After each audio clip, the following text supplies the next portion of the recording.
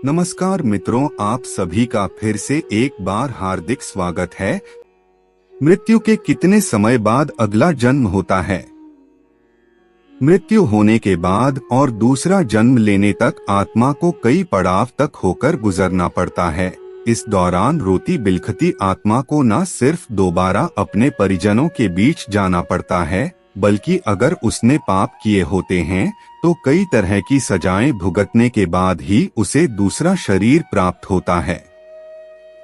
मृत्यु होने के बाद जीव आत्मा शरीर से अलग हो जाती है।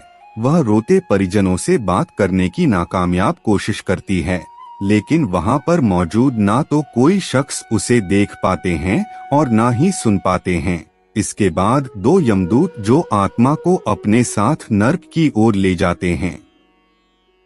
गरुड़ पुराण के अनुसार यमलोक का रास्ता 86,000 योजन का है और यह रास्ता तय करने के बीच जीवात्मा को थकान होती है तो उसे रुकने की कोई अनुमति नहीं दी जाती। भले ही आप अच्छे कर्म किए हो तो आपको थोड़ी आराम करने के लिए समय दिया जा सकता है, लेकिन बुरे कर्म वालों को कभी भी रुकने के लिए समय नहीं दिया जाता। उन्हें यमदूत घसीटते हुए यमलोक की ओर ले जाते हैं। अगर मृत व्यक्ति के परिजन पिंडदान नहीं करते तो वही आत्मा जंगलों में भटकती रहती है, कभी भी उस आत्मा को शांति नहीं मिलती। दरअसल मृत्यु के बाद जो पिंड दिए जाते हैं, यमलोक के रास्ते में सिर्फ जीवात्मा को उसी पिंड का हिस्सा मिलता है और इन्हीं पिंड से आत्मा को ऊर्जा मिलती है।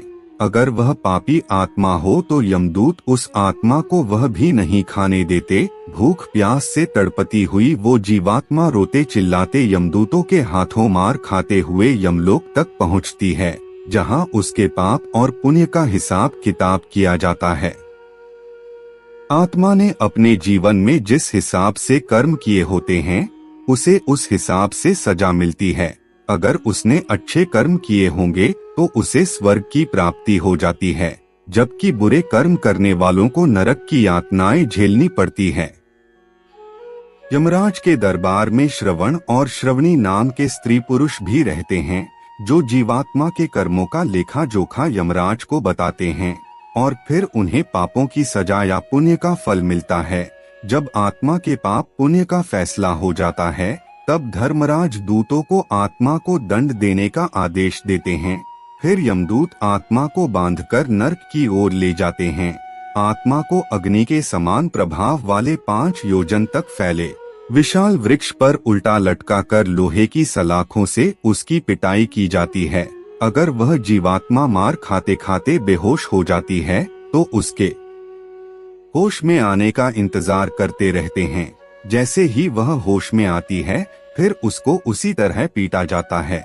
इसके बाद इतनी मार खाने पर वह पेड़ से नीचे गिर जाते हैं, जहां नीचे उन्हें कुत्ते काटने लगते हैं और कुछ दुराचारी आत्माओं के मुंह में यमदूत धूल भर देते हैं, जबकि कुछ आत्माओं को नीचे गिरने के बावजूद भी मारा जाता है।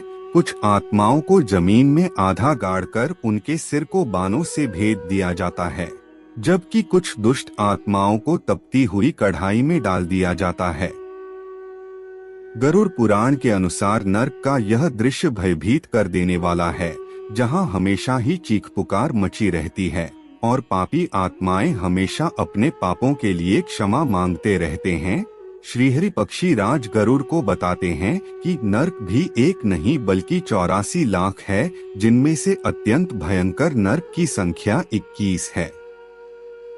इन 21 नरकों में दुष्ट आत्माओं को दंडित किया जाता है। मूर्ख, पापी, अधर्मी लोगों को तरह तरह की यातनाएं दी जाती है और सिर्फ अधर्म से परिवार का भरण पोषण करने वाला व्यक्ति ही अंधतामिस्त्र नाम की नरक में जाता है, जिसके बाद उसे दोबारा मनुष्य रूप में जन्म मिलता है।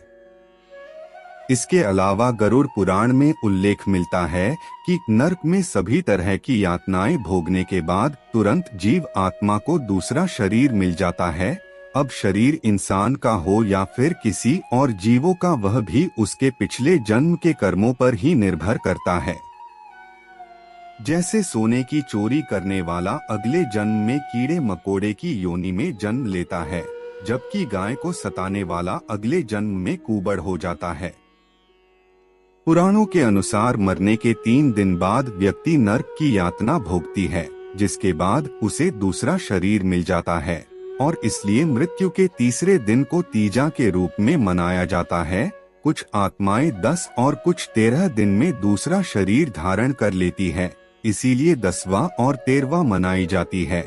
वहीं अगर किसी की मृत्यु आत्महत्या, दुर्घटना या फिर किसी के द्वारा मारे जाने पर होती है तो आत्मा अकाल मृत्यु होने के कारण प्रेत या फिर पितर योनि में चली जाती है। दरअसल अकाल मृत्यु होने की वजह से कई जीव आत्माओं की इच्छाएं अधूरी रह जाती है, जिस कारण वह इस संसार से दूर नहीं जा पाती और ना चाहते हुए भी प्रेत या फिर पितर योनि में प्रवेश कर जाती है।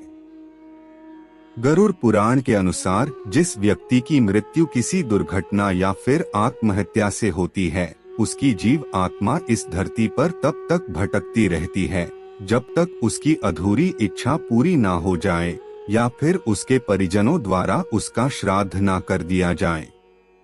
मित्रों, वैसे हर आत्मा को दूसरा जन्म मिले यह जरूरी नहीं है, क्योंकि अच्छे कर्म करने वाले आत्माओं को यमलोक की यात्रा नहीं करनी पड़ती।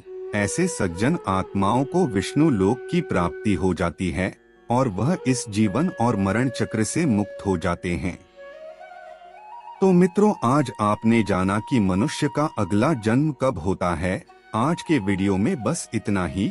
आपको हमारी जानकारी कैसी लगी आप हमें कमेंट में जरूर बताएं और अपने दोस्तों के साथ भी शेयर जरूर करें और हमारे चैनल को भी सब्सक्राइब कर लेवे। फिर मिलते हैं किसी नई वीडियो के साथ, तब तक के लिए धन्यवाद।